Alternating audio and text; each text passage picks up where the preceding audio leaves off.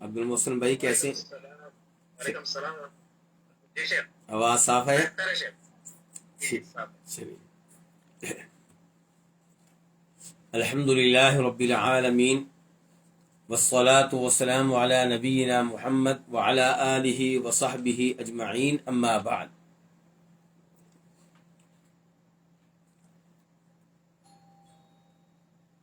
کتاب التوحید، آج 21واں باب شروع کریں گے، اور اس باب میں امام محمد بن عبد الوہاب رحمہ اللہ فرما رہے ہیں، باب ما جاء فی حمایت المصطفیٰ صلی اللہ علیہ وسلم جناب التوحید وصدہ کل طریق یوصل الی الشرک۔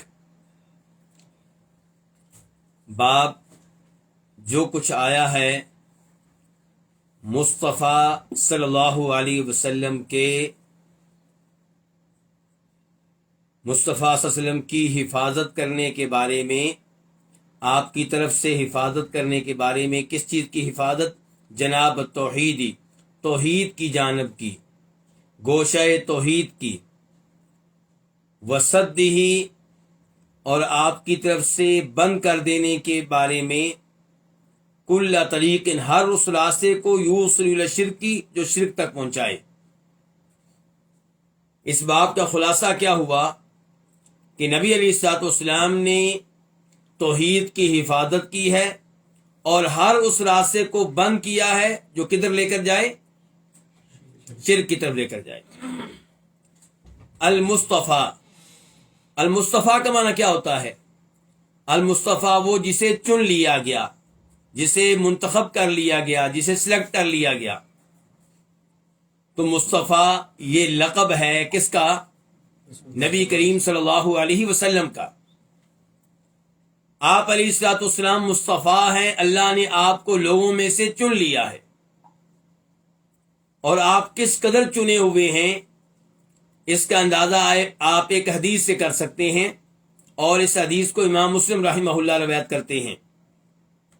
الفاظ اس حدیث کے کچھ یوں ہیں کہ واثلہ بن اسقا، مشہور و معروف صحابی ہیں، وہ فرماتے ہیں کہ نبی کریم صلی اللہ علیہ وسلم نے ارشاد فرمایا، ان اللہ اصطفیٰ کنانۃ من ولد اسماعیل، اللہ رب العزت نے جناب اسماعیل علیہ السلام کی اولاد میں سے کس کو چن لیا؟ آپ میرے ساتھ ہیں؟ کس کو چن لیا؟ کنانہ کو۔ اسماعیل علیہ السلام کی اولاد میں سے کنانہ کو چن لیا، اور کنانہ کون ہے؟ ہمارے نبی علیہ السلام کے آباء و اجداد میں سے۔ تو جب کنانہ چنے ہوئے ہیں تو کنانہ کی اولاد بھی چنی ہوئی ہے۔ اس کے بعد دیکھیں، وصطفیٰ قریشا من کنانہ، پھر اللہ رب العزت نے کنانہ میں سے کن کو چن لیا؟ قریش کو۔ اور قریش کس کا قبیلہ ہے؟ نبی علیہ السلام کا، جن کے کنانہ کی اولاد میں سے باقی لوگ الگ رہ گئے، قریش کو اللہ تعالیٰ نے چن لیا۔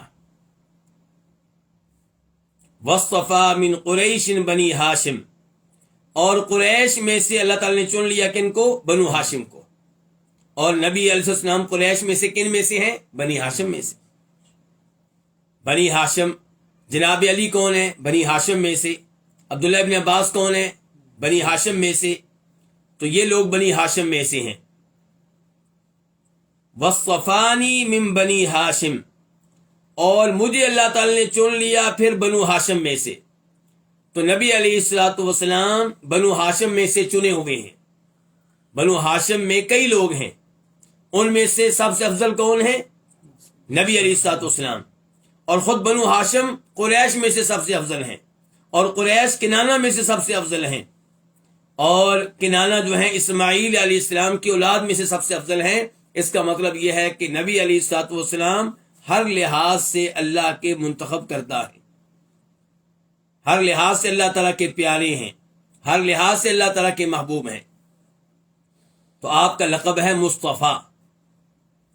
تو یہاں پہ اس لقب کا انتخاب کر کے امام محمد بن عبد الوہاب رحمہ اللہ نے نبی علیہ الصلوۃ والسلام سے اپنی محبت کا اظہار کیا ہے۔ آپ کا نام نہیں لیا کیا کہا ہے؟ المصطفیٰ.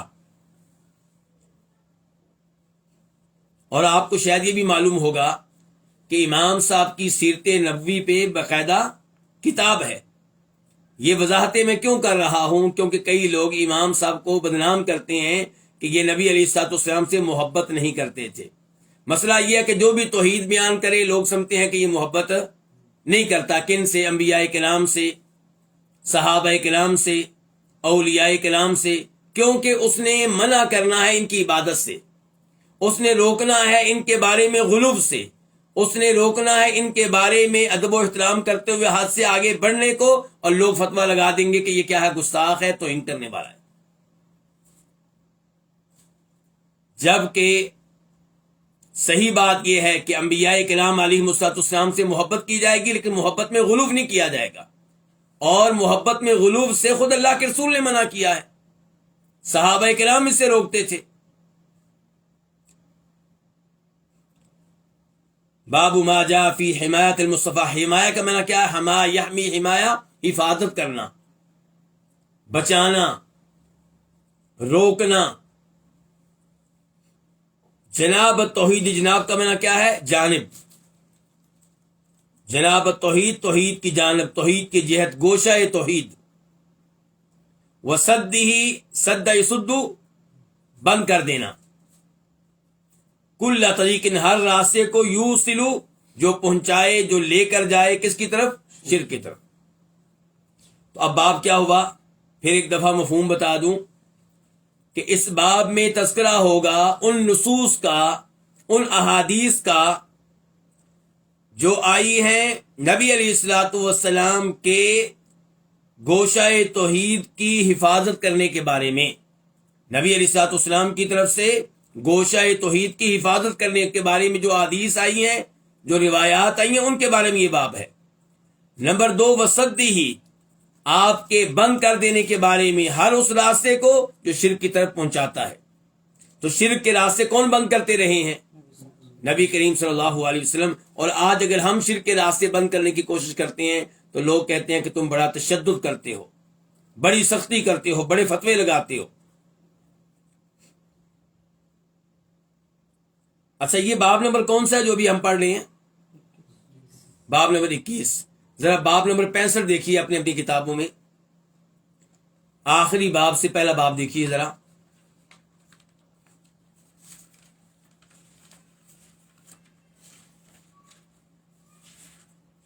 جی مل گیا آپ لوگوں کو؟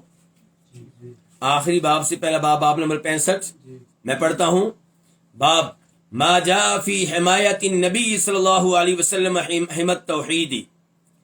باب ان روایات کے بارے میں، ان احادیث کے بارے میں جو آئی ہیں نبی علیہ الصلوۃ والسلام کی طرف سے توحید کی چراگاہ کی حفاظت کے بارے میں، اور آپ کی طرف سے شرک کے راستوں کو بند کرنے کے بارے میں. وصدہ طرق الشرکی.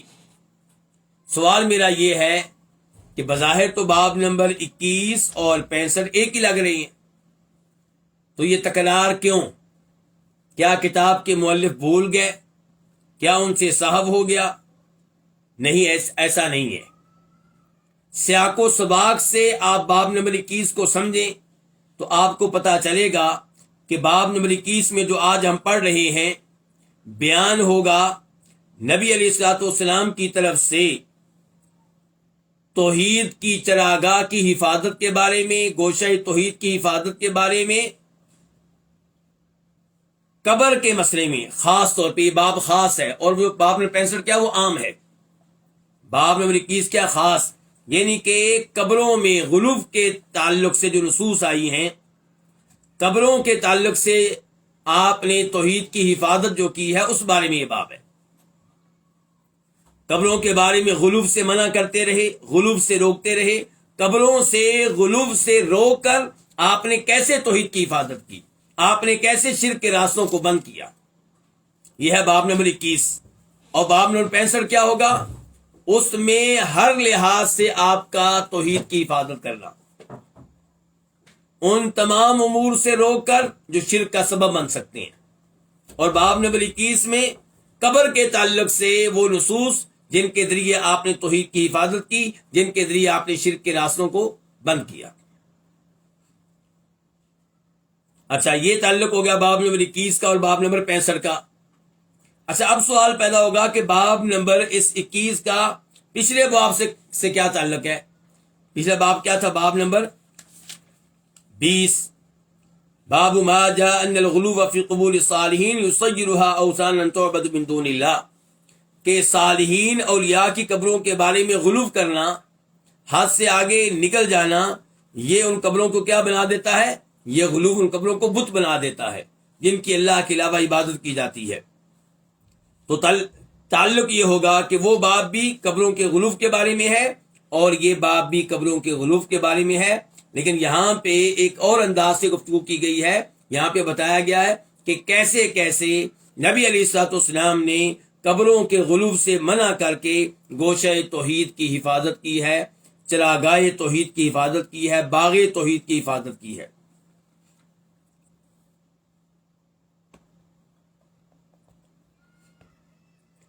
وقولہ تعالی، اور یہ باب ہے اللہ کے اس فرمان کے بارے میں کہ لقد جاءکم رسول من انفسکم عزیز علیہ ما عنتم حریص علیکم بالمؤمنین رؤوف الرحیم. سورہ توبہ آیت نمبر 128 128. لقد جاءکم، البتہ تحقیق تمہارے پاس ایک رسول آ چکا ہے، من انفسکم، خود تم ہی میں سے، عزیز علیہ ما عنتم، شاق گزرتا ہے اس پہ، گراں گزرتا ہے اس پہ، ما عنتم، ہر وہ کام جس کی وجہ سے تم مشقت میں پڑ جاؤ، تم مصیبت میں پڑ جاؤ. حریص علیکم، تم پہ بڑی حرص رکھنے والا ہے، بالمؤمنین رؤوف الرحیم، مومنوں پہ بڑی شفقت کرنے والا، بہت مہربان. ایت کا ترجمہ آپ نے سن لیا ہے. سوال یہ ہے اس ایت کا ہمارے باب کے ساتھ کیا تعلق ہے؟ آئیے پہلے اس ایت کی تفسیر کی طرف بڑھتے ہیں ذرا تفصیل کے ساتھ، اور پھر میں یہ سوال دوبارہ سے آپ سے کروں گا کہ کیا تعلق ہے اس ایت کا ہمارے باب سے. لقد، قد کس کام کے لیے ہوتا ہے؟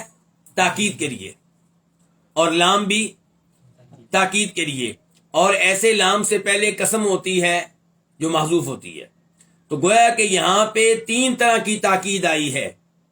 اللہ تعالیٰ بغیر تاکید کے کوئی بات کریں، بغیر قسم کے کوئی بات کریں تو اللہ تعالیٰ کی بات ہر قسم کے شک و شبہ سے بالاتر ہے. لیکن جب اللہ تعالیٰ 3 طرح کی تاکیدیں لے کر آئیں پھر تو اللہ کی بات میں کسی قسم کا شک کسی بھی شکل میں باقی نہیں رہتا. گویا کہ اللہ تعالیٰ کہہ رہے ہیں کہ میں قسم اٹھا کے کہتا ہوں، میں پکی بات کر رہا ہوں، میری یہ بات جو میں تمہیں بتانے لگا ہوں ہر طرح کے شک و شبہ سے بالاتر ہے. کیا بات؟ کہ اللہ کہ تمہارے پاس ایک رسول آ چکا ہے تم ہی میں سے، اور وہ رسول کیسا ہے؟ اس پہ تمہارا مشقت میں پڑنا شاق گزرتا ہے، وہ تم پہ بڑی حرص رکھنے والا ہے، وہ مومنوں پہ بڑی شفقت کرنے والا، نہایت مہربان ہے. ان تمام چیزوں کے لیے، ان تمام معلومات کے لیے اللہ تعالیٰ نے 3 طرح کی تاکید استعمال کی ہے. اس کا مطلب ہے کہ یہ باتیں اب شک و شبہ سے بالاتر ہے. رسول فاعل کا وزن ہے. معنی کیا ہوتا ہے؟ فاعل کا معنی یہاں پہ کیا ہے؟ مفعل. رسول کا معنی مرسل، کہ یہ بھیجے ہوئے ہیں. اس کا مطلب یہ ہے کہ نبی علیہ السلام عام انسان نہیں ہیں، اللہ کی طرف سے بھیجے ہوئے ہیں، خاص ہیں. من انفسکم، تم ہی میں سے ہیں. اس کا کیا مطلب ہے تم ہی میں سے ہیں؟ اس کا ایک مطلب یہ ہو سکتا ہے کہ تم انسانوں میں سے ہیں، ان کے فرشتے اور جن نہیں ہیں. دوسرا اس کا مطلب یہ ہو سکتا ہے تم مومنوں میں سے ہیں، کافر یا مشرک نہیں ہیں. تیسرا مطلب یہ ہو سکتا ہے کہ تم عربوں میں سے ہیں، اجمی نہیں ہیں. تو کون سا مطلب یہاں پہ راجح ہے؟ تو پہلا مطلب زیادہ راجح ہے، یعنی کہ اللہ تعالی جہاں یہ احسان کر رہے ہیں کہ رسول بھیجا ہماری رہنمائی کے لیے، اپنا پیغام ہم تک پہنچانے کے لیے، اپنا کلام ہم تک پہنچانے کے لیے، دوسرا احسان یہ ہے کہ رسول فرشتوں میں سے نہیں بھیجا، جنوں میں سے نہیں بھیجا، تم انسانوں میں سے بھیجا ہے، جس سے تم مانوس ہو، تم میں پیدا ہوا، تمہارے میں سے ایک خاندان اس کا خاندان ہے، اس کے والدین تھے، ان کی اولاد، ان کی بیویاں ہیں، تمہاری طرح کھاتے پیتے ہیں، تمہاری طرح ان کی حاجات ہیں، تمہاری طرح ان کی پریشانیاں ہیں، تمہاری طرح ان کی خوشیاں ہیں۔ تو جب ایسا رسول ہو تو انسان کیا ہوگا؟ اس سے مانوس بھی ہوگا، اور اس رسول کی پیروی کرنا، اتباع کرنا انسان کے لیے کیا ہو جائے گا؟ آسان ہو جائے گا، اور کوئی بہانہ بھی نہیں رہے گا۔ اگر رسول کوئی فرشتہ ہوتا تو لوگ کیا کہتے؟ بھائی یہ روزے رکھ سکتا ہے نفلی کیونکہ فرشتہ ہے، ہم بشر ہیں، ہمیں بھوک لگتی ہے، ہم کیسے روزہ رکھیں؟ یہ جہاد کر سکتا ہے جی کیونکہ فرشتہ ہے، اسے کون سی بھوک لگتی ہے، یہ کون سا تھکتا ہے، ہم کیسے اس کی پیروی کر سکتے ہیں؟ تو اللہ تعالیٰ نے احسان کیا ہمارے اوپر، ایک عظیم رسول بھیجا، اور بھیجا بھی کن میں سے؟ انسانوں میں سے۔ عزیز علیہ ما عنتم، عزیز بہت گھراں ہے، بہت شاق گزرتا ہے، بہت مشکل ہے، علیہ اس پہ، اس کے لیے، کس کے لیے؟ اس رسول کے لیے، اس نبی کے لیے، نبی علیہ السلام کے لیے کیا مشکل ہے، کیا گراں گزرتا ہے اس پہ؟ ما عنتم، ما عنتم کو آپ ما مسلح بھی بنا سکتے ہیں، مسئلہ بھی بنا سکتے ہیں۔ بہت شاہ گزرتا ہے اس پہ وہ جو تمہیں مشقت میں ڈالے، جس کی وجہ سے تم مشقت میں پڑ جاؤ، مشقت میں مبتلا ہو جاؤ۔ ہر وہ چیز جس کی وجہ سے تم مشقت میں پڑو، وہ اس پہ گراں گزرتی ہے۔ آپ اندازہ کیجئے کہ نبی علیہ السلام کیا فرماتے ہیں کہ اگر یہ بات نہ ہوتی کہ میری امت مصیبت میں پڑ جائے گی، مشقت میں پڑ جائے گی، تو میں انہیں حکم دیتا کس چیز کا؟ ہر وضو کے موقع پہ مسواک کرنے کا، ہر نماز کے موقع پہ مسواک کرنے کا۔ مسواک کی ترغیب دی، بار بار دی، لیکن اس کو فرض یا واجب قرار نہیں دیا۔ کیوں؟ کیونکہ امت کس میں پڑ جائے گی؟ مصیبت میں پڑ جائے گی۔ نماز تراویح 3 دن بعد جماعت پڑھائی، چوتھی رات صحابہ کرام جمع ہوئے، آپ گھر سے نہیں نکلے۔ صبح وضاحت کی، میں اس لیے نہیں نکلا کہ اگر اسی جوش و خروش سے، اسی عمدہ طریقے سے تم لوگ یہ نماز پڑھتے رہے تو مجھے خدشہ ہے کہ کہیں اللہ تعالیٰ اس کو فرض قرار نہ دے دے۔ تو آپ کیا چاہتے ہیں کہ امت مشقت میں نہ پڑے، حالانکہ خود آپ نماز پڑھتے رہے تہجد۔ اگر آپ کو ہمارا خیال نہ ہوتا، اپنا خیال ہوتا، تو آپ تو کہتے میں نے تو پڑھنی ہے، لیکن امت کا خیال ہے، امت کو مشقت میں نہیں ڈالنا چاہتے۔ تو عزیز علیہ ما عنتم حریص علیکم، تم پہ حرص رکھنے والے، کیا مطلب؟ ہر اس کام کی خواہش رکھتے ہیں جس میں تمہارا فائدہ ہو، جس میں تمہارے لیے آسانی ہو، جس میں تمہارے لیے سہولت ہو۔ بالمؤمنین رؤوف الرحیم، مومنوں پہ بڑے مہربان، نہایت شفقت کرنے والے۔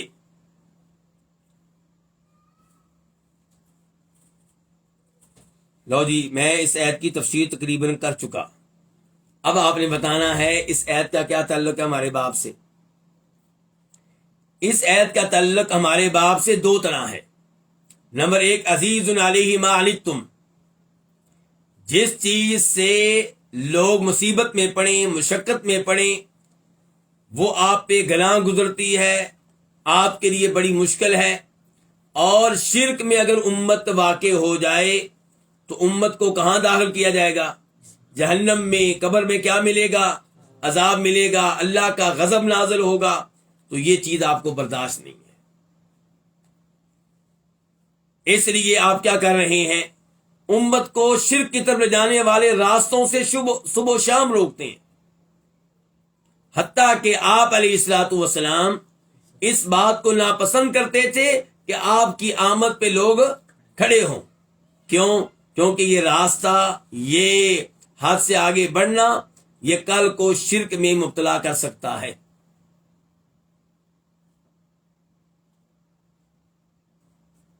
دوسرا تعلق اس آیت کا ہمارے باب سے کیا ہے؟ حریص علیکم، نبی علیہ السلام تم پہ حرص رکھنے والے ہیں، کیا مطلب؟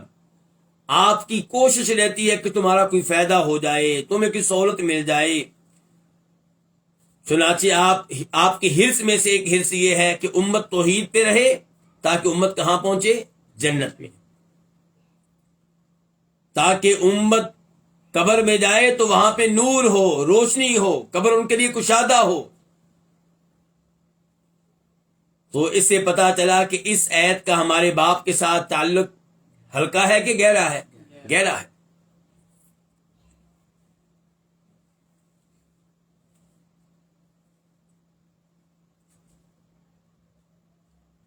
نبی علیہ الصلوۃ والسلام رؤوف الرحیم تھے. اس کی ایک دو مثالیں اشارہ ہی کروں گا کہ آپ صحابہ کرام کی نماز جنازہ پڑھنے کی ہر ممکن کوشش کرتے. آپ کو یاد ہوگا وہ عورت جو مسجد میں صفائی کیا کرتی تھی، صحابہ کرام نے اس کے فوت ہونے پہ خود ہی نماز جنازہ ادا کی اور دفن کر دیا کہ اللہ کے رسول کو کیا تنگ کرنا ہے. جب آپ کو پتا چلا آپ ناراض ہوئے اور آپ نے کہا مجھے اس کی قبر پہ لے کر جاؤ. آپ نے ایک قبر پہ کھڑے ہو کے اس کی نماز جنازہ ادا کی، جماعت کروائی، اور اس موقع پہ آپ نے کہا تھا کہ یہ قبریں تاریکیوں سے بھری ہوئی ہیں، اندھیرا ہی اندھیرا ہے، اور میرے نماز جنازہ ادا کرنے سے میں جب تمہاری جنازے پہ دعا کرتا ہوں تو اس سے قبریں کیا ہو جاتی ہیں؟ روشن ہو جاتی ہیں. تو آپ نے اس خادمہ مسجد کا اتنا خیال رکھا ہے، باقی صحابہ کرام کا کیا مقام ہوگا؟ تو یہ کیا آپ کی رحمت، آپ کی رأفت اور آپ کی رحمت. ایسے ہی نبی علیہ السلام جب نماز پڑھاتے، کھڑے ہوتے تو پروگرام ہوتا کہ آج لمبی نماز پڑھاؤں گا، خوب تلاوت کروں گا، اور جب کسی بچے کے رونے کی آواز آتی نماز کو کیا کر دیتے؟ مختصر کر دیتے. کیوں؟ کیونکہ اس کی ماں کے دل پہ کیا گزر رہی ہوگی.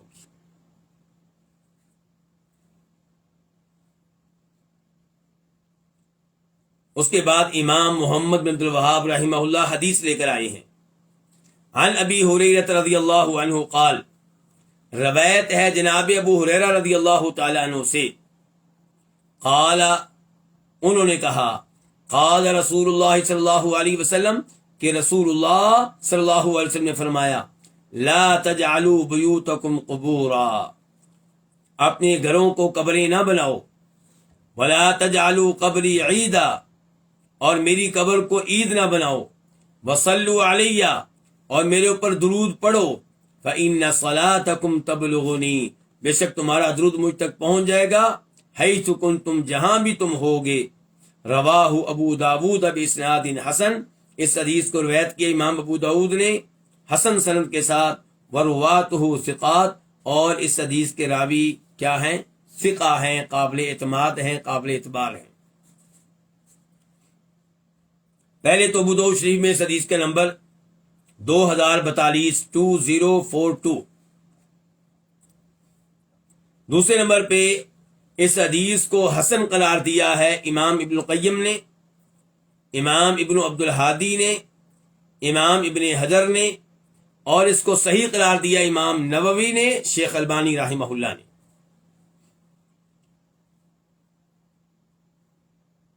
یہاں پہ اتنے علماء کرام کا نام میں نے کیوں لیا؟ کیونکہ یہ وہ حدیث ہے جس کو ضعیف ثابت کرنے کی کوشش کریں گے وہ قبر پرست جو صبح و شام ضعیف حدیث بیان کرتے ہیں، بلکہ ضعیف کیا، من گڑت روایات بیان کرتے ہیں. من گڑت روایات کیا، جھوٹی کہانیاں بزرگوں کی بیان کرتے ہیں، عجیب و غریب کرامتیں بیان کرتے ہیں. جب ہم صحیح حدیث سے عقیدہ ثابت کریں گے جس سے ان کے عقائد پہ زد پڑے گی تو پھر وہ کیا کریں گے؟ اس حدیث پہ اعتراض کرنے کی کوشش کریں گے. اس لیے میں نے اتنے اماموں کا نام لیا ہے.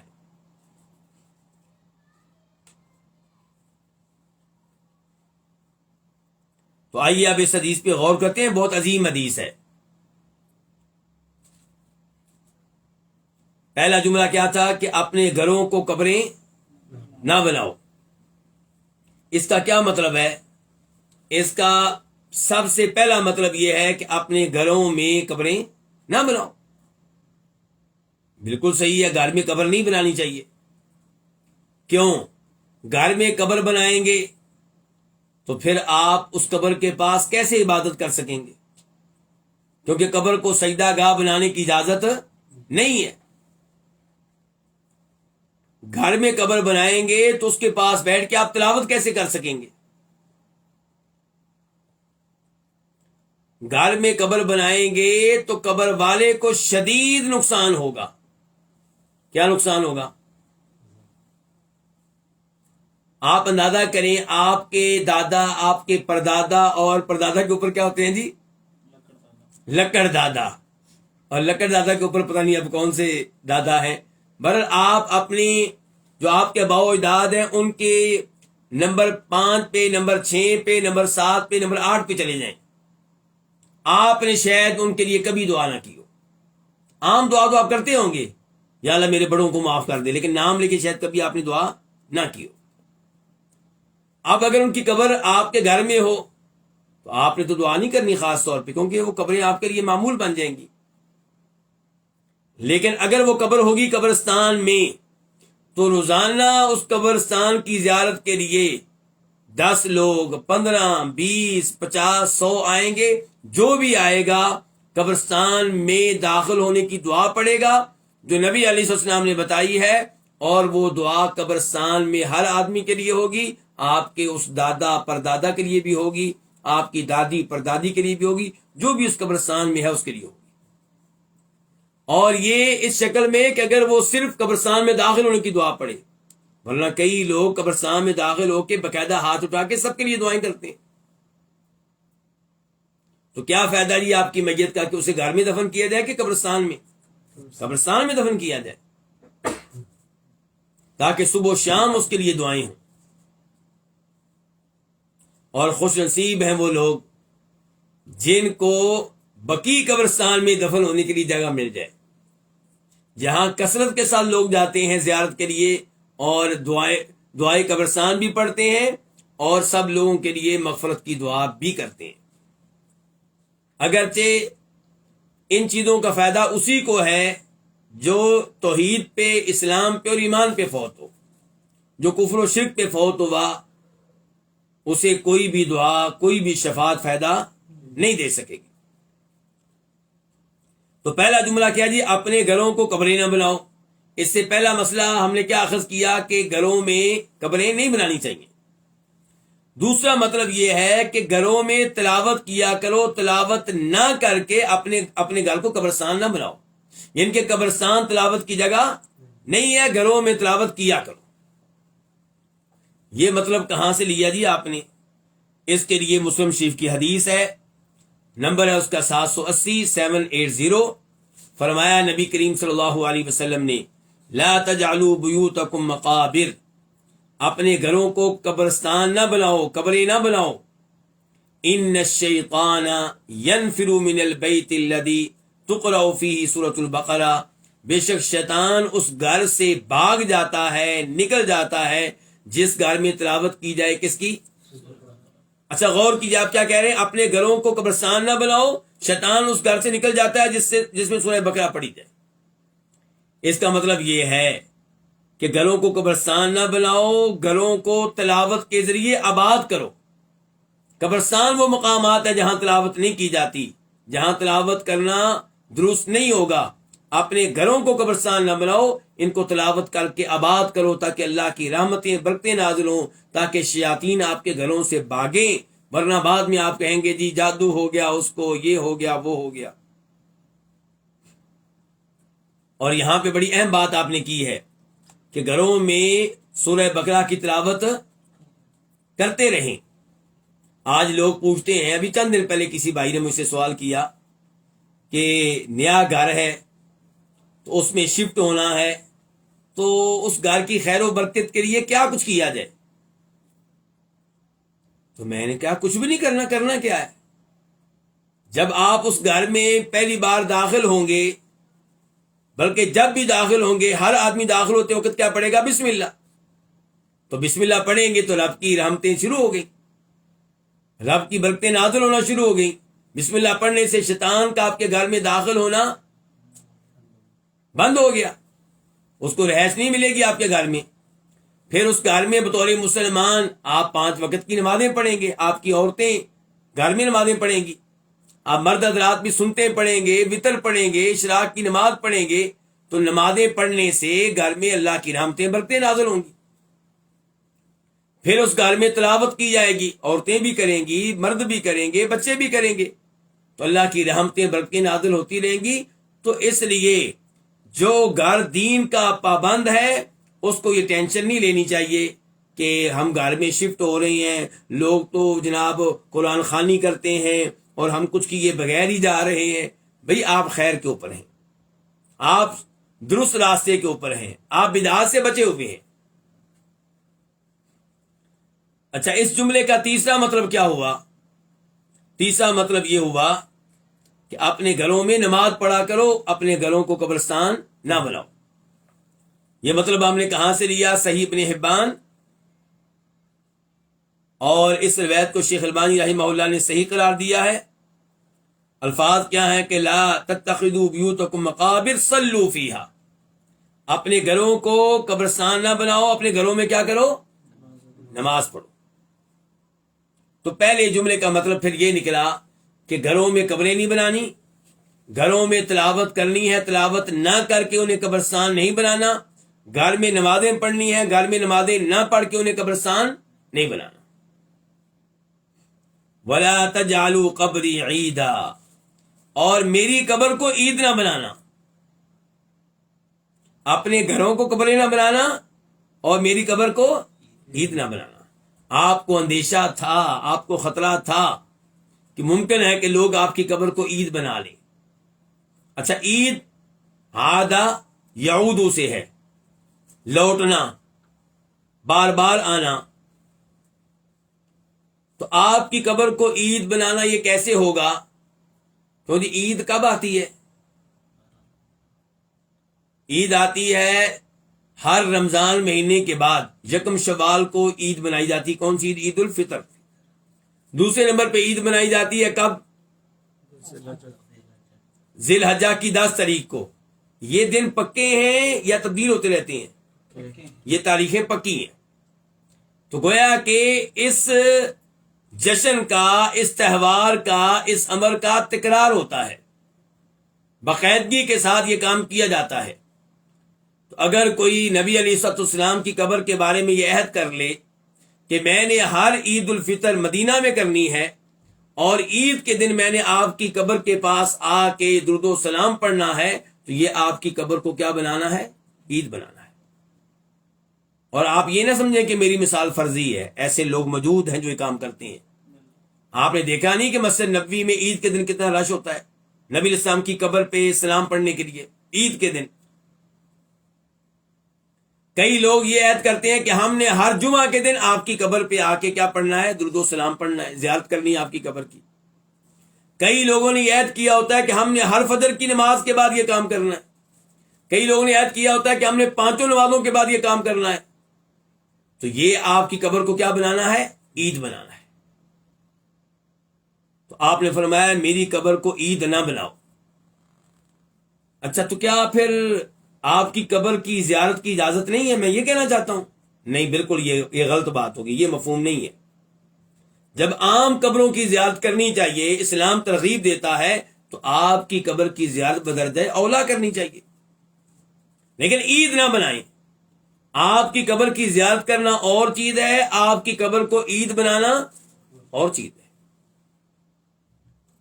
نبی علیہ السلام نے ارشاد فرمایا تھا کہ میں تمہیں روکا کرتا تھا کس سے؟ قبروں کی زیارت کرنے سے. اب میں تمہیں کہتا ہوں کہ قبروں کی زیارت کیا کرو، ترغیب دے رہا ہوں، کیونکہ قبریں جب آپ ان کی زیارت کریں گے تو آپ کو موت یاد آئے گی، آخرت یاد آئے گی. تو آپ کی قبر کی زیارت کرتے رہنا اچھی بات ہے، آپ کی قبر کی زیارت کرنی چاہیے، لیکن آپ کی قبر کو عید بنائے بغیر جب موقع ملے، جب کبھی دل چاہے تو آپ کی قبر کے پاس جائیں اور وہاں پہ کھڑے ہو کے ادب و احترام سے درود و سلام پڑھیں. کوئی حرج نہیں ہے، بلکہ اچھی بات ہے. اچھا، میری قبر کو عید نہ بناؤ.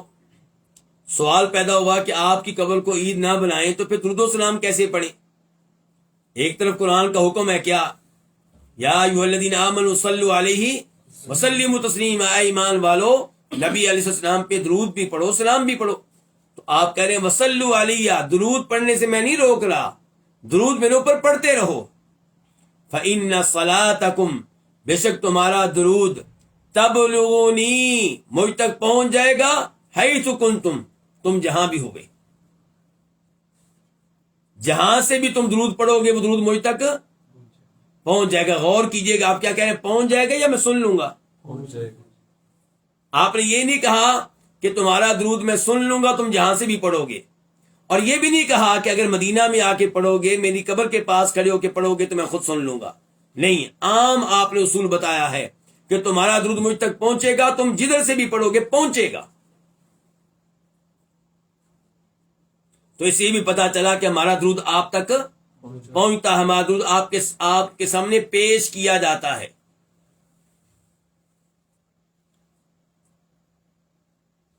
اور دوسری حدیث سے ثابت ہوتا ہے کہ جب آپ پہ سلام پڑھا جائے تو آپ سلام کا جواب دیتے ہیں. ابو داؤد شریف کی حدیث ہے.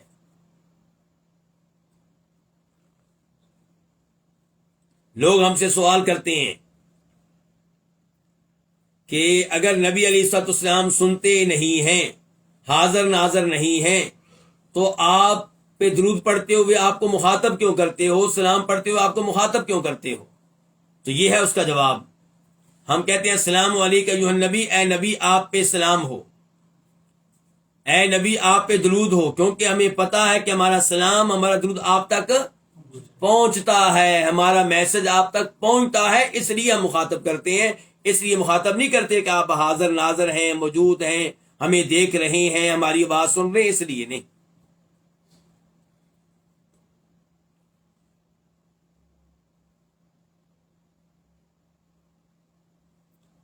وصلوا علیہ، آپ نے کہا میرے اوپر درود پڑھو، تو یہاں پہ آپ درود پڑھنے کا حکم دے رہے ہیں، ترغیب دے رہے ہیں. قرآن نے بھی کہا ہے کہ اللہ کے نبی پہ درود پڑھا جائے، اور خود آپ بھی کہہ رہے ہیں. تو اس کا اہتمام کرنا چاہیے. اور مسلم شریف کی حدیث ہے، فرمایا نبی علیہ الصلوۃ والسلام نے، جو مجھ پہ ایک بار صلات پڑھے گا اللہ تعالیٰ 10 بار اس پہ صلات بھیجیں گے. اللہ تعالیٰ صلات بھیجیں گے، کیا مطلب ہے اس کا؟ اللہ اپنے مقدس فرشتوں میں اس کا ذکر خیر کریں گے.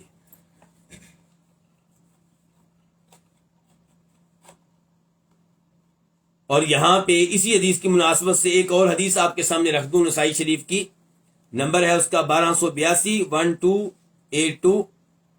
ان للہ ملائکۃ سیاحین فی الارض، اللہ کے فرشتے ہیں زمین میں گھومنے پھرنے والے ہیں، یبلغونی من امتی السلام، وہ مجھے میری امت کی طرف سے کیا پہنچاتے ہیں؟ سلام پہنچاتے ہیں. جو حدیث ابھی ہم نے اوپر پڑھی تھی کتاب التوحید میں، اس میں کیا تھا؟ درود پہنچتا ہے. اور جو ابھی میں نے آپ کے سامنے رکھی ہے اس میں کیا ہے؟ سلام. تو دونوں حدیثوں کو ملائیں تو پتہ چلا درود پڑھے تو وہ بھی پہنچتا ہے، سلام پڑھے تو وہ بھی پہنچتا ہے. دونوں چیزیں پہنچتی ہیں. اور سلام کے بارے میں تو وضاحت آ گئی کہ سلام کیسے پہنچتا ہے، کن کے ذریعے؟ فرشتوں کے ذریعے. اور اس سے کئی سوالوں کا جواب ملتا ہے. ایک سوال یہ کہ سلام آپ تک پہنچتا ہے، لوگ کہتے ہیں حاجی صاحب سے، عمرے کے لیے جانے والے سے، کہ میرا بھی وہاں سلام پڑھ دینا، میرا بھی وہاں پہ سلام پڑھ دینا. تو ایسے لوگوں کو سمجھانے کی کوشش ہم کرتے ہیں. آپ بھی اپنا کردار ادا کریں. اللہ کے بندے، سلام پہنچانے کی ڈیوٹی اللہ نے انسانوں کی نہیں لگائی، یہ نبی علیہ الصلوۃ والسلام ہیں. آپ کا اللہ کے ہاں خاص مقام ہے. اس مقام کے پیش نظر آپ تک سلام پہنچانے کے لیے اللہ نے میرے جیسے گنہگاروں کی ڈیوٹی نہیں لگائی، اپنے معصوم مقدس فرشتوں کی ڈیوٹی لگائی ہے، جو ڈیوٹی کا حق بھی ادا کر سکتے ہیں. یہ حاجی عمرہ کرنے والا بیچارہ، اس کو سلام کہیں گے اس نے ویسے بھول جانا ہے، اور اس کو زیادہ دیر شاید وہاں کھڑے رہنے کا موقع بھی نہ ملے. اور اس سے بڑی بات یہ بیچارہ جب وہاں سلام پڑھتا ہے تو اس کا سلام بھی کون پہنچاتے ہیں؟ فرشتے. تو فائدہ کیا ہوا مجھے پھر اس کے ہاتھ سلام دینے کا؟ سلام میں نے اس کے ہاتھ میں بھیجا، 10 دن کے بعد وہ پہنچا، اور پہنچا اس کا سلام بھی کن کے ذریعے؟ تو بہتر یہ نہیں کہ میں ادھر سلام پڑھتا رہوں، اس کے مدینہ پہنچنے سے کئی دفعہ پہلے فرشتے سلام پہنچا دیں گے، اور فرشتوں کا قبر میں آپ تک پہنچنا یقینی ہے، یہ بابا جی تو بیچارے باہر ہی دھکے کھاتے رہیں گے۔ تو درست عقیدہ بڑی نعمت ہے، درست عقیدہ بڑی نعمت ہے۔ غلط عقائد کی وجہ سے ہم یہ نئے نئے کام کرتے ہیں۔ کبھی نہیں سنا ہم نے کسی صحابی نے دوسرے صحابی سے کہا ہو کہ بھائی تم جا رہے ہو اور میں تو بھی مصر میں بیٹھا ہوا ہوں، میں پتہ نہیں کب مدینے جاؤں گا، حاضری دوں گا، میرا سلام پڑھ دینا۔ میں کوفہ میں ہوں، بھائی تم تو جا رہے ہو مدینہ حاضری کے لیے، میرا سلام پڑھ دینا۔ صحابہ کرام آپ جانتے ہیں کہ منتشر ہو گئے تھے، مختلف شہروں میں چلے گئے تھے۔ بتائیے صحیح سن کے ساتھ کوئی ایک واقعہ کبھی کسی صحابی نے کہا ہو دوسرے صحابی سے میرا جا کے سلام پڑھ دینا؟ اور یہ سوال آیا ہے کسی بھائی کا یا بہن کا کہ کیا نبی علیہ السلام زندہ ہیں؟ یعنی کہ یہ سوال کیوں آیا کہ جب فرشتے سلام پہنچاتے ہیں اس کا مطلب ہے کہ آپ پھر زندہ ہیں، بلکہ سلام کا جواب بھی دیتے ہیں، اس کا مطلب ہے کہ آپ زندہ ہیں۔ نبی علیہ الصلوۃ والسلام زندہ ہیں، لیکن کون سی زندگی؟ دنیا والی نہیں، قبر والی، برزخ والی؟ بالکل زندہ ہے۔ یہ بہت بڑا فرق ہے، اس کو سمجھ لیا جائے سارے اشکالات ختم ہو جائیں گے۔ قرآن کہتا ہے انک میت، کہ اس میں کوئی شک و شبہ نہیں کہ آپ کیا ہونے والے ہیں، میت ہونے والے ہیں، فوت ہونے والے ہیں۔ اور ابو بکر صدیق نے کہا تھا، بخاری شریف کی حدیث ہے کہ نبی علیہ الصلوۃ والسلام کو بوسہ دیا، آپ کے چہرے انور سے کپڑا ہٹا کر کہا طبت حیا ومیتا، جب آپ زندہ تھے تو آپ سے افضل کوئی نہیں تھا، آج آپ فوت ہو چکے ہیں تو آپ سے افضل کوئی نہیں ہے۔ میت کا لفظ آپ ابو بکر صدیق نے استعمال کیا جو سب سے بڑے محب رسول ہیں صلی اللہ علیہ وسلم۔ اور سیدہ عائشہ کہتی ہیں کہ جب اللہ کے رسول فوت ہوئے تو ابو بکر آئے، کیا کہتی ہیں؟ فوت ہوئے۔ اور پھر ابو بکر صدیق نے جب خطبہ دیا تھا کیا کہا تھا؟ مسجد نبوی میں صحابہ کرام کے سامنے خطبہ، من کان یعبد منکم محمدا فإن محمدا قد مات، آپ فوت ہو چکے ہیں۔ اور جنازہ آپ کا کیوں ادا کیا گیا؟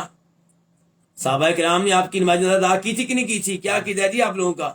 کی تھی، اس میں کوئی شک و شبہ نہیں ہے، کی تھی۔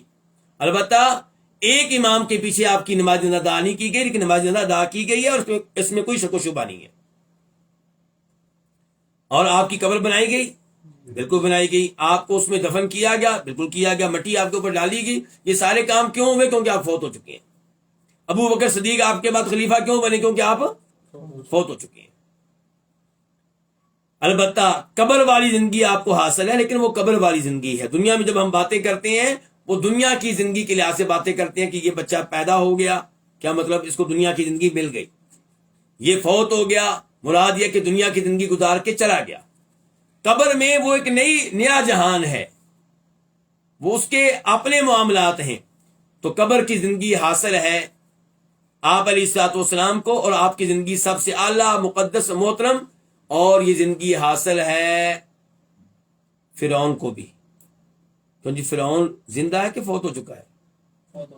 دنیا کے لحاظ سے فوت ہو گیا، لیکن قبر کی زندگی کے لحاظ سے زندہ ہے۔ آپ نے کہنا ہے مولوی صاحب اس کی تو قبر ہی نہیں بنی، آپ کیسے قبر کی باتیں کر رہے ہیں؟ بھائی جو جہاں پہ ہے، جس حالت میں ہے، وہ اس کی کیا ہے؟ قبر ہے۔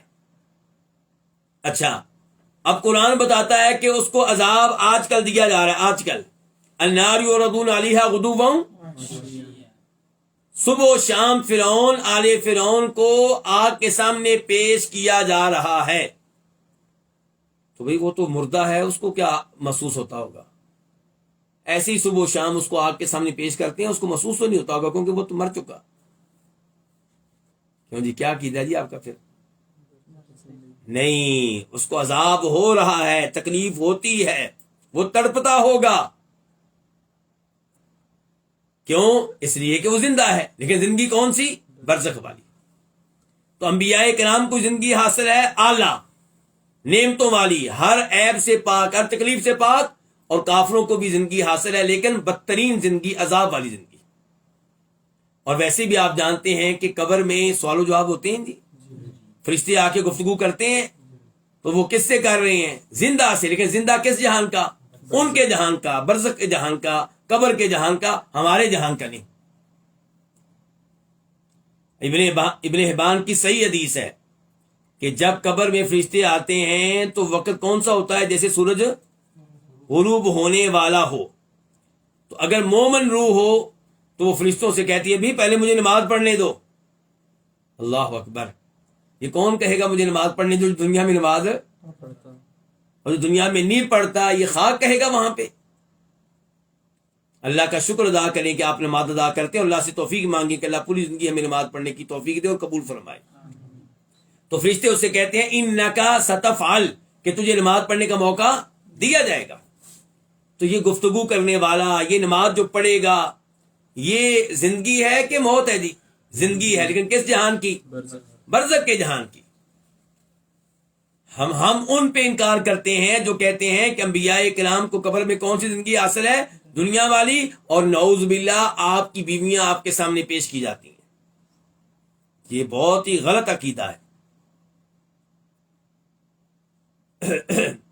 تو آپ کو زندگی حاصل ہے قبر میں، لیکن کون سی زندگی؟ برزخ والی. اچھا، اب اس زندگی کا ہماری زندگی کے ساتھ کیا تعلق ہے؟ یہ اہم بات ہے تاکہ ہر طرح کی غلط فہمی ختم ہو جائے. ہمارا اس زندگی کے ساتھ کیا تعلق ہے؟ قبر والوں کی زندگی کے ساتھ ہمارا یہ تعلق ہے کہ وما انت بمسمع من فی القبور، کہ جو بھی قبروں میں ہیں انہیں آپ اپنی آواز نہیں سنا سکتے. انک لا تسمع الموتى، جو بھی فوت ہو چکے انہیں آپ اپنی آواز نہیں سنا سکتے. وہم عن دعائہم غافلون، جن جن کو تم اللہ کے علاوہ پکارتے ہو تمہاری پکار سے، دعا سے غافل، بے خبر، لا علم ہے.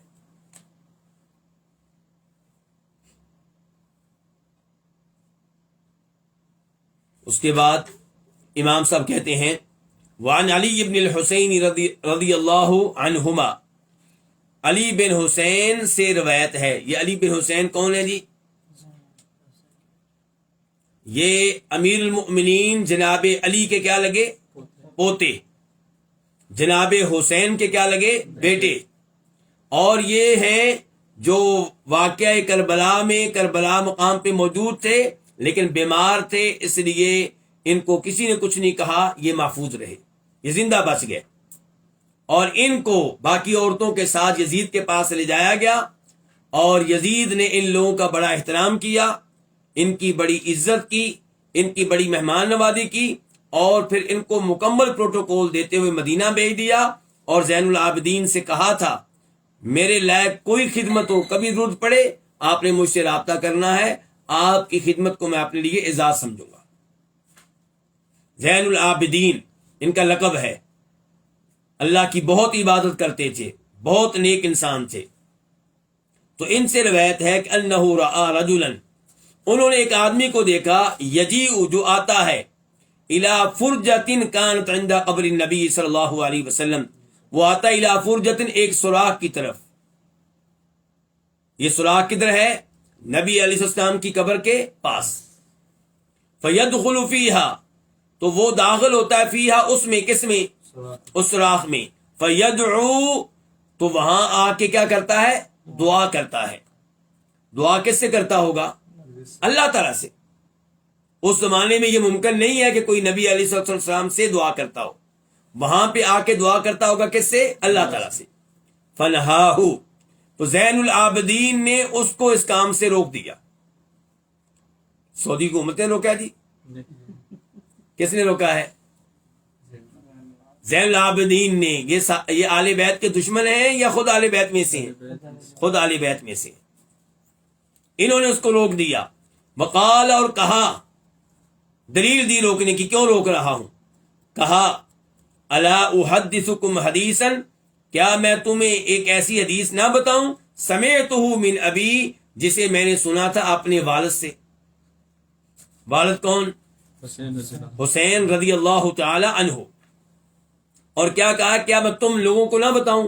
اس سے لگتا ہے کہ وہاں پہ اور لوگ بھی موجود تھے. عن جدی، اور میرے والد وہ حدیث روایت کرتے ہیں میرے دادا سے. دادا کا نام کیا جی؟ امیر المؤمنین جناب علی بن ابو طالب رضی اللہ تعالیٰ عنہ. اللہ کے فضل و کرم سے ہم زین العابدین سے محبت کرتے ہیں، ہم جناب حسین سے محبت کرتے ہیں، ہم جناب علی سے محبت کرتے ہیں. یا اللہ تجھے اس محبت پہ گواہ بناتے ہیں.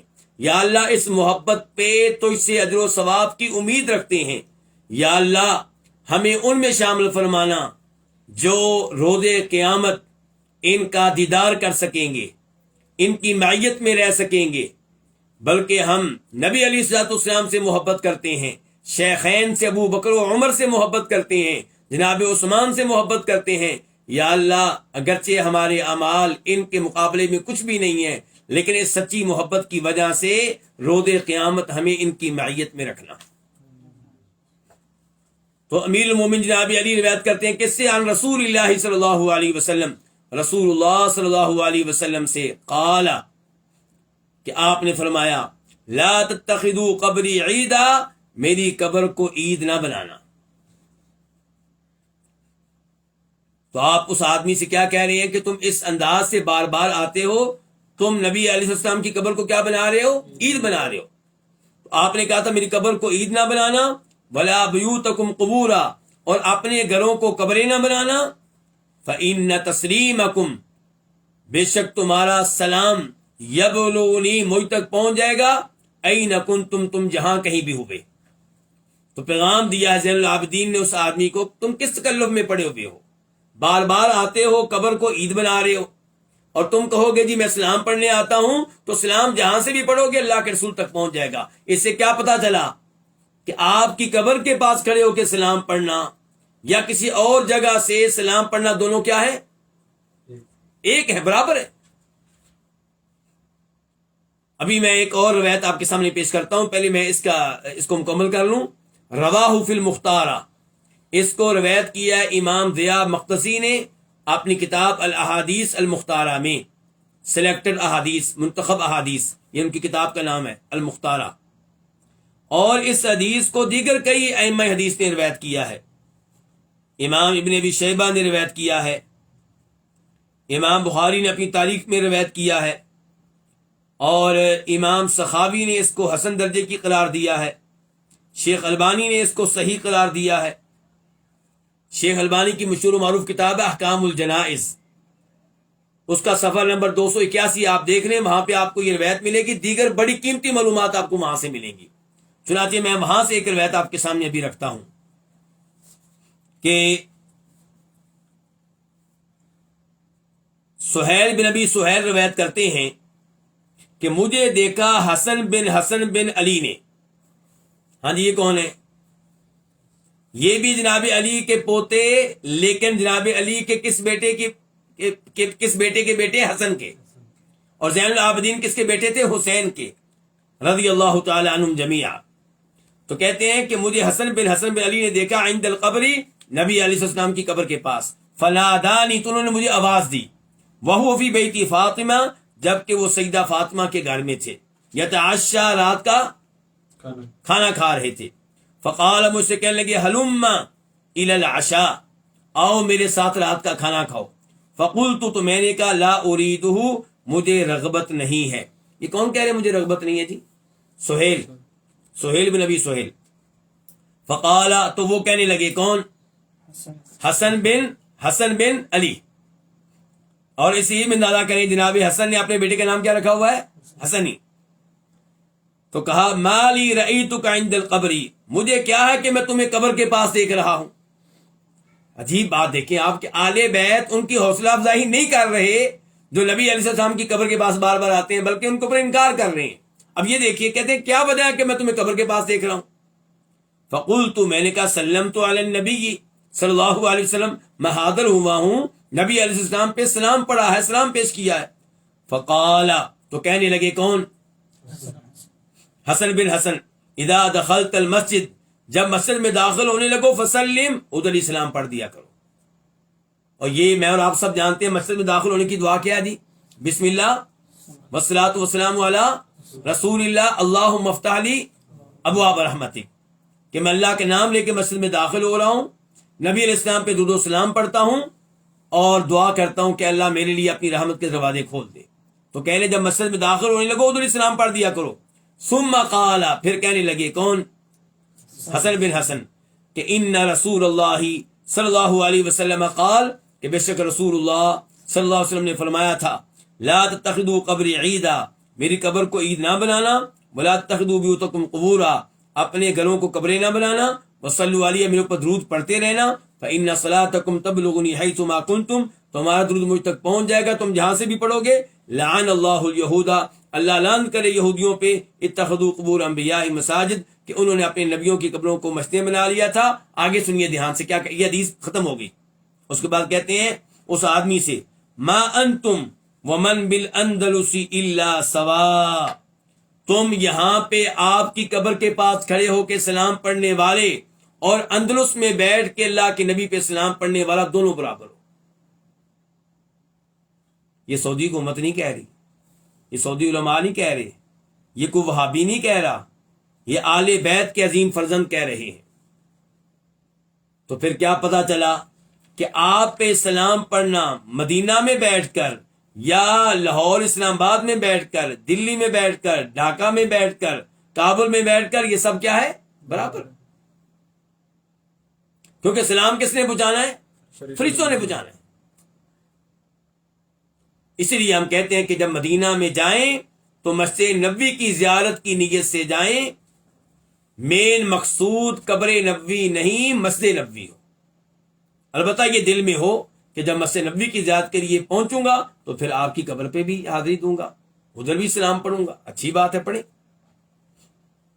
اچھا، اس روایت کو کس نے بیان کیا ہے؟ شیخ البانی کہتے ہیں امام سعید بن منصور نے، اور یہ امام اسماعیل بن اسحاق القادی کی کتاب فضل الصلاۃ علی النبی وہاں پہ بھی موجود ہے۔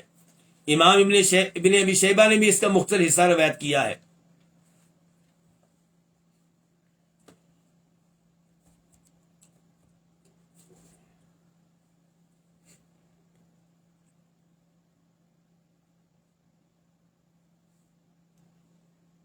یہ کیا سوال ہے جی؟ کہتے ہیں کہ اس سے تو پتا چلا، یہ جو ابھی آخری روایت آپ نے پیش کی ہے حسن بن حسن والی، اس سے پتا چلا کہ نبی اسلام کی قبر کی زیارت جائز نہیں ہے اور سلام پڑھنا جائز نہیں ہے۔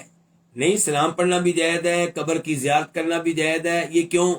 کیونکہ جیسے عام قبروں کی زیارت کرنی جائز ہے، ایسے ہی اس قبر کی زیارت کرنی بھی جائز ہے، لیکن اس کے لیے غلو کرنا، بار بار آنا، تکرار کرنا، قبر کو عید بنانے کی کوشش کرنا، یہ غلط ہے۔ یا قبر کے پاس خاص طور پہ آ کے دعا کرنا، یہ غلط ہے۔ اسی لیے وہ کیا کہہ رہے ہیں کہ تم جہاں کہیں ہو وہیں سے سلام پڑھ دیا کرو۔ اور حدیث کیا پیش کی ہے کہ میری، اللہ کے رسول نے کہا تھا میری قبر کو عید نہ بنانا۔ ایسی کوئی حدیث پیش نہیں کی کہ اللہ کے رسول نے کہا تھا میری قبر کی زیارت نہ کرنا۔ کیا حدیث پیش کی ہے کہ میری قبر کو عید نہ بنانا۔ فیہ مسائل، اس باب کے مسائل کیا کیا ہیں؟ الاولا، پہلا مسئلہ، تفسیر آیت براءہ، سورہ براءہ یعنی کہ سورہ توبہ کی تفسیر ہو گئی۔ کون سی آیت؟ سورہ براءہ کی ایک آیت کی کیا ہو گئی تفسیر؟ کون سی آیت؟ لقد جاءکم رسول من انفسکم، یعنی کہ آیت نمبر 128 128۔ الثانیہ، دوسرا مسئلہ، ابعادہ امتہ عن هذا الحمى غایت البعد، آپ کا اپنی امت کو دور رکھنا، کس سے؟ اس چراگاہ سے، غایت البعد، انتہائی دور رکھنا۔ آپ کا اپنی امت کو اس چراگاہ سے انتہائی دور رکھنا۔ کس چراگاہ سے انتہائی دور رکھنا؟ یہاں سے یہی لگتا ہے کہ شاید مراد شرک لے رہے ہیں، یعنی کہ آپ نے اپنی امت کو شرک سے بچایا ہے، شرک سے دور رکھنے کی کوشش کی ہے۔ جیسے ایک حدیث ہے، وہ آپ نے سنی ہوگی، جس میں آپ نے مثال دی ہے کہ کسی بادشاہ کی کوئی چراگاہ ہوتی ہے۔ اب چراگاہ میں کون سے جانور چرنے کے لیے آئیں گے، گھاس کھانے کے لیے آئیں گے؟ جو کس کے ہوں گے؟ بادشاہ کے۔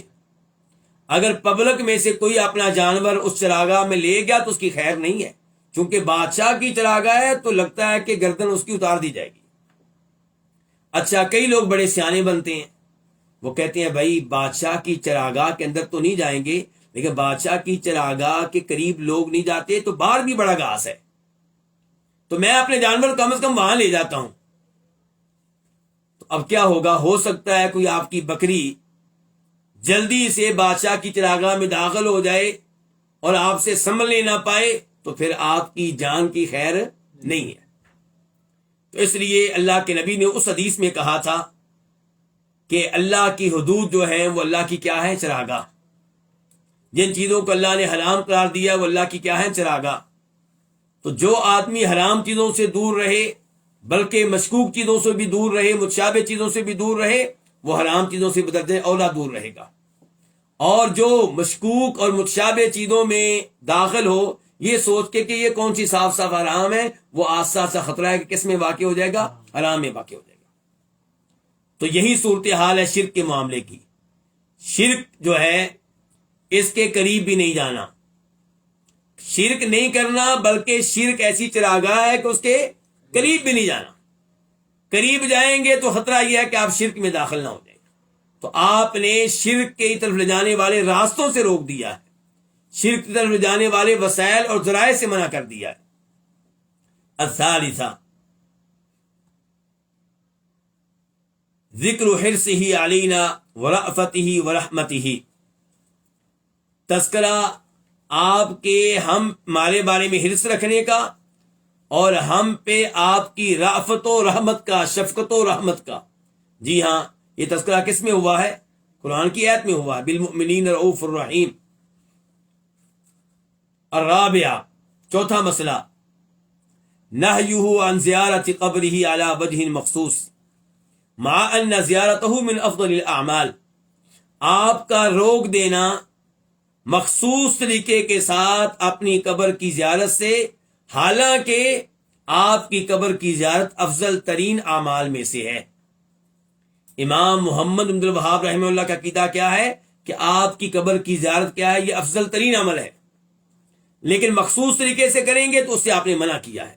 کیا کہا آپ نے؟ میری قبر کو عید نہ بنانا۔ اس کا مطلب یہ ہے کہ کوئی خاص دن مقرر کر کے اس دن تکرار کر کے آپ کی قبر کی زیارت کرنی ہے، ہر جمعے کے دن یا ہر عید کے موقع پہ یا ہر جمعرات کو یا ہر فجر کی نماز کے بعد، یہ انداز اختیار کرنا، اس سے آپ نے روک دیا ہے۔ ہاں، جب کبھی آپ کو موقع ملے آپ زیارت کر لیں، سلام پڑھ لیں، ورنہ مسجد نبوی میں جہاں بیٹھے ہوئے ہیں وہیں سے درود و سلام پڑھ دیں۔ الخامسہ نہیہ عن الاکثار من الزیارہ، آپ کا روک دینا کثرت کے ساتھ زیارت کرنے سے، یعنی کہ آپ نے کہا کہ کثرت کے ساتھ قبروں کی زیارت نہیں کرنی، کیونکہ یہ بھی عید کے معنی میں سے ایک معنی ہے۔ ایک معنی یہ ہے کہ دن مقرر کر لینا، اور دوسرا معنی کیا ہے کہ بار بار کثرت کے ساتھ زیارت کرنا آپ کی قبر کی، تو یہ کیا بن جائے گا؟ یہ کیا ہوگا؟ اس کو عید بنانا ہوگا، تو یہ بھی غلط ہے۔ السادسہ، چھٹا مسئلہ، حثہ علی النافلۃ فی البیت، آپ کا ترغیب دینا گھر میں نفل نماز پڑھنے کی۔ کہاں ترغیب دیجیے آپ نے؟ جب آپ نے کہا ہے نا کہ لا تجعلوا بیوتکم قبورا، اپنے گھروں کو قبریں نہ بناؤ، تو اس کا مطلب یہ ہے کہ اپنے گھروں کو قبریں نہ بناؤ، وہاں پہ نماز پڑھو۔ تو آپ نے وہاں پہ یہ لفظ نہیں بولا کہ نماز پڑھو، لیکن دیگر احادیث سے، دیگر نصوص سے صحابہ کرام یہ چیز جانتے تھے کہ کیا مطلب ہے اس کا، کہ اپنے گھروں کو قبرستان نہیں بننے دینا۔ السابعہ انہ متقرر عندهم انہ لا یصلی فی المقبرہ، کہ یہ چیز ان کے ہاں طے شدہ تھی۔ متقرر ان کا معنی کیا کر سکتے ہیں آپ؟ طے شدہ تھی، تسلیم شدہ سی، مانی ہوئی تھی، معلوم تھی ان کو، یہ چیز ان کے ہاں طے شدہ تھی کہ قبرستان میں نماز نہیں پڑھی جائے گی۔ اسی لیے آپ نے کہا ہے کہ اپنے گھروں کو قبریں نہ بناؤ، یعنی کہ وہاں نماز پڑھو۔ قبرستان وہ مقامات ہیں جہاں پہ نماز نہیں پڑھی جاتی۔ الثامنہ، آٹھواں مسئلہ، تعلیلہ ذالک بأن صلاة الرجل وسلامہ علیہ یبلغہ وإن بعود فلا حاجت الی ما یتوہمہ من اراد القربہ، آپ کا اس کی علت بیان کرنا۔ کس چیز کی علت؟ کہ میری قبر کو عید نہ بنانا۔ اس کی علت کیا بیان کی آپ نے؟ اس کی وجہ کیا بیان کی آپ نے؟ فرمایا کیونکہ آدمی کا درود اور آدمی کا سلام علیہ آپ پہ، کس پہ؟ یعنی کسی بھی انسان کی طرف سے اللہ کے رسول پہ درود پڑھنا اور سلام پڑھنا یبلغہ، وہ آپ تک پہنچ جاتا ہے، وَإِن بَعُودَ، اگرچہ وہ آدمی کہاں ہو، دور ہو، آپ کی قبر سے بہت دور ہو، فلا حاجت، تو کوئی حاجت نہیں ہے، الی ما یتوہمہ، ان امور کی جو اس کے ذہن میں آتے ہیں، جو قرب چاہتا ہے، جو نبی علیہ السلام کا قرب چاہتا ہے، اس وجہ سے اس کے ذہن میں کئی اوہام آتے ہیں اور وہ سمجھتا ہے کہ آپ کی قبر کے پاس آ کے خاص طور پہ درود و سلام پڑھنا چاہیے۔ ایسے امور کی ضرورت نہیں ہے، کیونکہ درود و سلام ہر جگہ سے پہنچتا ہے۔ التاسعہ، نواں مسئلہ، کونہ صلی اللہ علیہ وسلم فی البرزخ تورد علیہ اعمال امتہ فی الصلاۃ والسلام علیہ، آپ کا برزخ میں ہونا، برزخ اس کو کہتے ہیں جی، کہ دنیا کی زندگی اور روز آخر جو اٹھایا جائے گا دوسرے سور کے بعد، اس بیچ میں جو زندگی ہے قبر میں، اس زندگی کو کیا کہتے ہیں؟ برزخ کی زندگی۔ تو آپ کا برزخ میں ہونا، اس حال میں آپ کا برزخ میں ہونا کہ آپ کے سامنے آپ کی امت کے اعمال پیش کیے جاتے ہیں۔ کون سے اعمال؟ امت کی نمازیں، امت کے روزے، امت کے حج۔ کیوں جی ایسا ہی ہے؟ نہیں، غور کریں، آگے غور کریں، آپ نے غور نہیں کیا لگتا ہے۔ یہی تو خبردار کرنا چاہتے ہیں کہ آپ کا برزخ میں اس حال میں ہونا کہ آپ کے سامنے آپ کی امت کے اعمال پیش کیے جاتے ہیں، اس کا تعلق کیسے ہے؟ فی الصلاۃ والسلام علیہ، اس کا تعلق آپ پہ درود و سلام پڑھنے کے مسئلے سے ہے۔ یعنی کہ آپ کے سامنے آپ کی امت کے جو اعمال پیش کیے جاتے ہیں وہ کون سے ہیں؟ درود و سلام۔ اللہ کے نبی پہ درود پڑھا جائے تو وہ آپ تک پہنچایا جاتا ہے، اللہ کے نبی پہ سلام پڑھا جائے صلی اللہ علیہ وسلم تو وہ آپ تک پہنچایا جاتا ہے۔ دیگر اعمال کے بارے میں نہیں آیا کہ وہ آپ تک پہنچائے جاتے ہیں۔ اللہ رب العزت سے دعا ہے کہ اللہ تعالی ہمیں صحیح عقائد سیکھنے کی اور ان کے مطابق عقیدہ رکھنے کی توفیق عنایت فرمائے۔ اللہ تعالیٰ روز قیامت ہمیں اہل توحید میں شامل کرے، عذاب قبر، عذاب جہنم سے اللہ تعالیٰ ہم سب کو محفوظ رکھے، اور اللہ کرے کہ کتاب اسی طرح پیار و محبت سے ہم پڑھتے رہیں، اور اس پڑھنے پڑھانے پہ اللہ تعالیٰ ہمیں بے پناہ اجر و ثواب عنایت فرمائے۔ وصلی اللہ تعالیٰ علی نبینا محمد وعلی آلہ وصحبہ اجمعین۔